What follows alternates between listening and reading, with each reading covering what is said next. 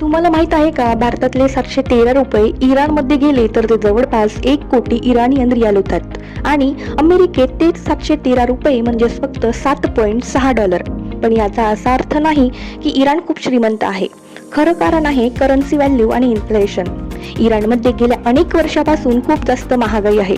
त्यामागे कारण आहेत जसे की आंतरराष्ट्रीय सँक्शन, इकॉनॉमीवरचा दबाव आणि करन्सीची व्हॅल्यू सतत कमी होत राहणं. म्हणून त्यांच्या पैशांची किंमत इतकी घसरली की आज लाखो कोटींचे आकडे दिसतात, पण ॲक्च्युअल व्हॅल्यू खूप कमी असते. उदाहरण घ्या की इराणमध्ये रोजच्या वस्तू खरेदी करताना हजारो लाखो रियाल लागतात, पण ते आपल्या रुपयात जर कन्वर्ट केलं तर ते खूप कमी असतं. दुसरीकडे जर अमेरिकेला बघितलं तर डॉलर ही जगातील सर्वात मजबूत करन्सी मानली जाते, कारण तिथली इकॉनॉमी स्टेबल आहे, इन्फ्लेशन कंट्रोलमध्ये आहे आणि जगभरात डॉलरची डिमांड खूप जास्त आहे. म्हणून कमी डॉलरमध्ये जास्त व्हॅल्यू मिळते. याचं जर आपण कन्क्लुजन बघितलं तर मोठे आकडे म्हणजे श्रीमंती नाही तर करन्सीची ताकद महत्त्वाची असते.